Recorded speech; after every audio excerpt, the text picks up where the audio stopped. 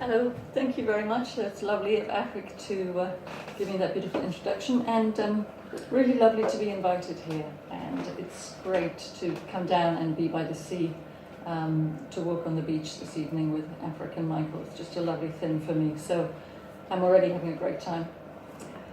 I don't know what invades a poet when they decide on the poems that they're going to choose to read. But I decided I'd stick with the plan, whatever was in my mind that made the plan earlier in the day. I thought, well, I'll just stick with the plan and regret it afterwards if there's regrets to be had. So I wanted to begin with this poem called Scissors.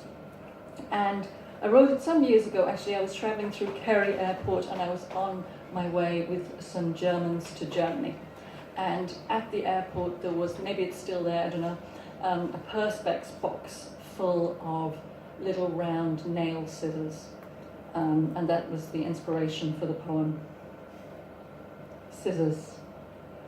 Boarding pass and baggage, barefoot and shuffling, I'm suddenly grateful for the way my unmoored eye fixes on a Perspex box of nail scissors, an impossible puzzle of innumerable loops and minute blades, a silver knot of redundant steel, incomprehensible but for the occasional nail file, the recognizable shield of a Swiss army knife. And I know I am not looking at many hundred failed hijacks, but rather intimacies stolen from bathrooms and bedrooms, moments of ordinariness tactile on the air. And I am put in mind of the heaped spectacles, the gold watches and wedding bands taken from Europe's Jews. How I have almost come to love the Germans and their impossible history, the way it stands like a mirror we must all look into once, as if it could reveal how we might have fared or would fare should it ever begin again. I have few illusions. I might sleep it out in extravagant underwear in the arms of an officer. If someone asked, I might take in a child, but no grand heroics. Though we'd know, wouldn't we? We'd recognize the earliest signs of persecution if we saw them. We'd halt them in their tracks.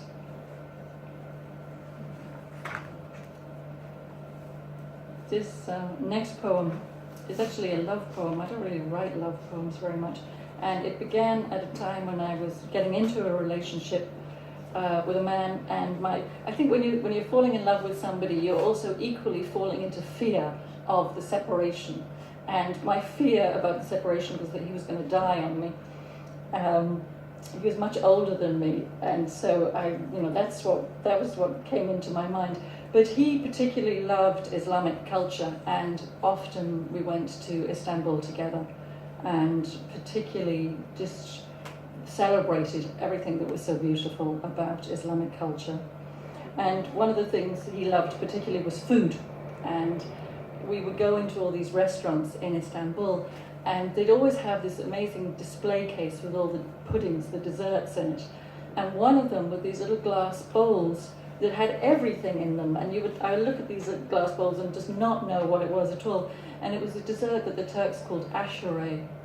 And ashure is the Turkish name given to the last dessert Mrs. Noah made before boarding the ark. Because she was emptying her shelves one final time, it contains an amount of everything. So they would put in chickpeas and peppercorns and jelly and just anything you could imagine that was in this ashure. And that helped me to frame the poem and to kind of funnel the thoughts and the feelings onto paper. Ashure. Let me grate almond for you this night, while gulls wheel their floodlit vigil above the blue mosque. Let me shred pistachio green as limes from the bazaar. Let me rub coconut to powder. I will take raisins crated in Tarsos, yellow sultanas by the handful. Grant me the Iznik bowl I forbade you buy, for it alone could hold this night, this ashure. Let me empty these cupboards the way Mrs. Noah emptied hers that last night before the rains came. Baking powder, bicarbonate of soda, cream of tartar, clove against toothache, mint for digestion, thimble of brandy to ease our grief.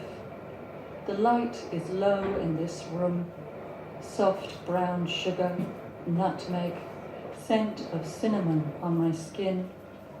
I will rasp orange rind, stir a syrup thick with corn flour, arrowroot, gelatine, cut an apple sideways to reveal its star.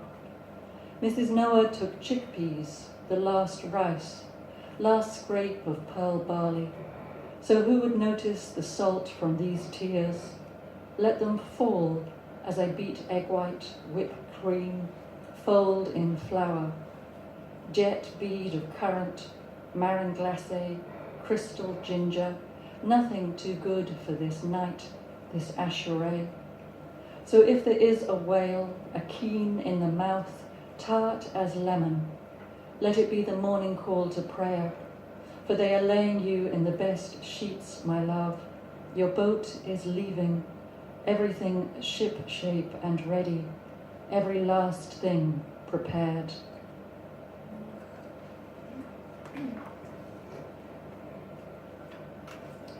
So I thought I would read a couple of winter poems.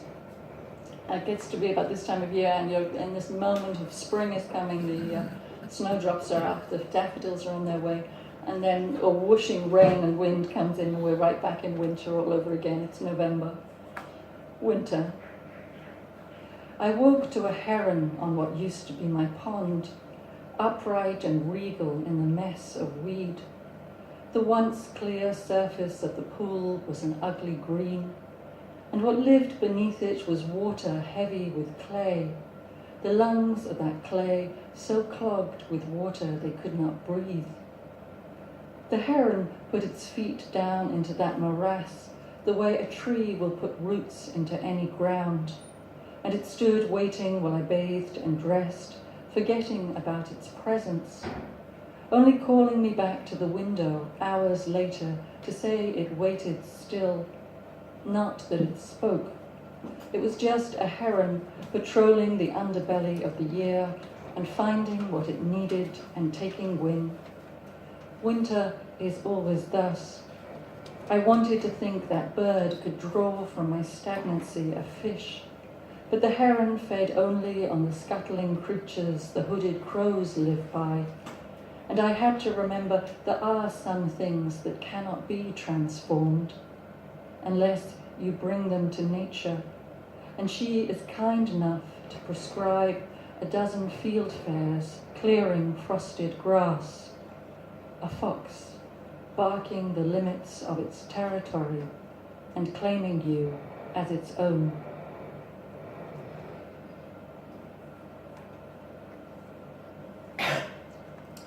This poem is called Pomegranate, and it's based on the myth of Demeter and Persephone. And Persephone is seized and dragged into the underworld, and she is given 6 pomegranate seeds, or she's given a pomegranate and she eats 6 seeds, and those 6 seeds give us the 6 months of winter.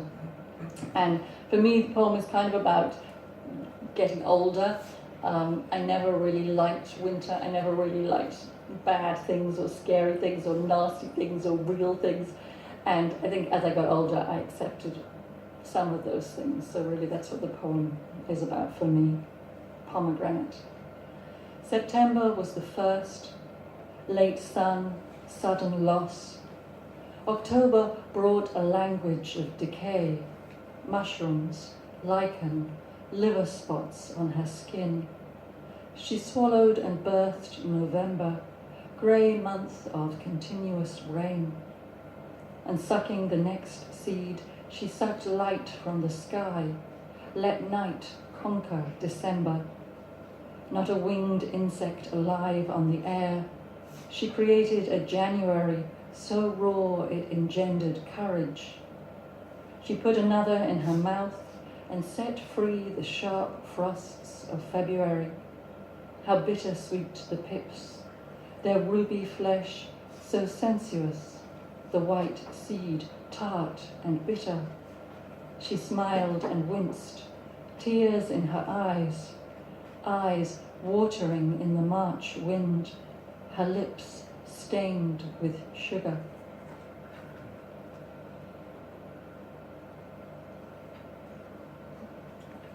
So this poetry collection, this second collection, which came out about a year ago, a bit more than a year ago, it's called Fur, and it has a lot of animal themes running through it, animal and human themes kind of converging and diverging and going around in circles.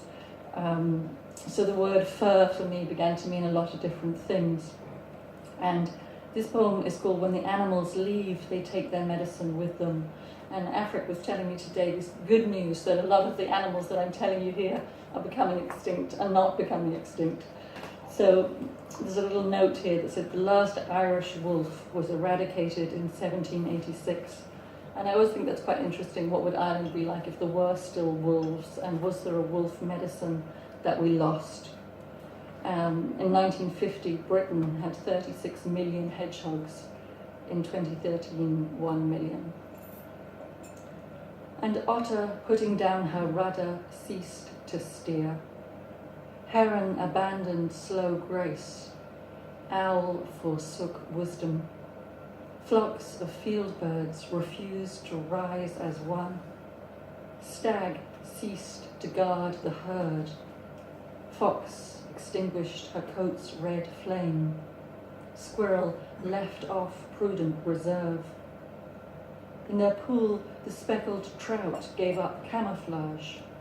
Moth stopped searching for the light.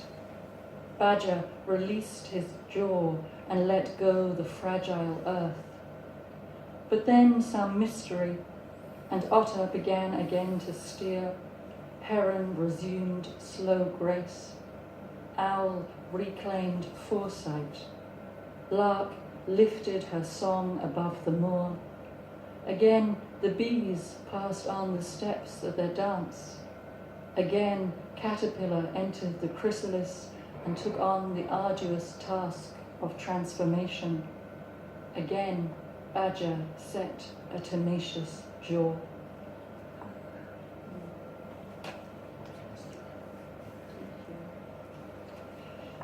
So one of the influences in this book, I don't know if any of you have read David Abram. He's an American ecologist writer who talks very much at great length about coming down into our senses and how really that is the great wisdom for us, is to really smell and feel and touch and taste. And if we lived that way, we'd have much richer lives. So he's really talking about us becoming more animal. And this came a lot into my thinking. So this poem is called Pace, and for me it's very much about the human pace, the breath, how our breath is no longer long and slow, it's very shallow very often, and the pace that we live at is a very mechanical, technological pace rather than a kind of human pace. The human being is not so very different from the one it was 35,000 years ago, but the world we live in has speeded up so chronically. So it's about returning, I think, to our human pace. Like a woman who goes to her lover's room when he is not there, I go to the woods.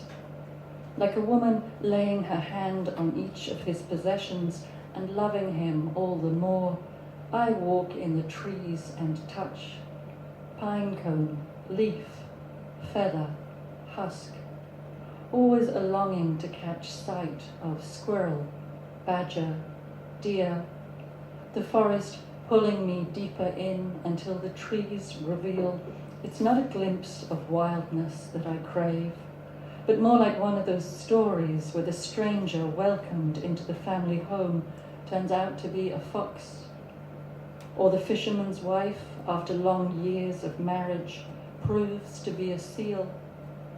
Sometimes my need is to lie down beneath the pines, to curl heart to earth, only the breath, only fur. And when I wrote that poem, I realized that the words heart and earth are made of entirely the same letters, which I thought was quite significant, or felt significant to me anyway.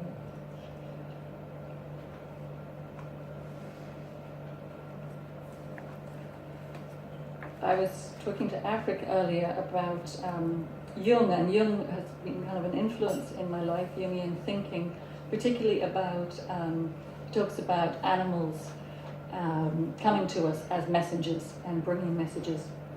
And I was reading one book a couple of summers ago where the author has been talking about Jung and working with clients and how God appears in people's dreams.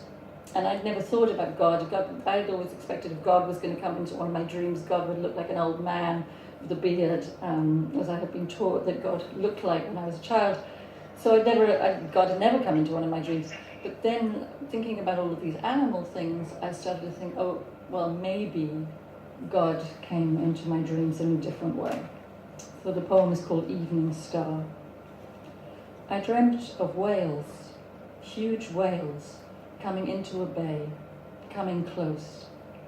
Weeks after, seals lifted themselves out of the ocean to climb the rocks beneath my window.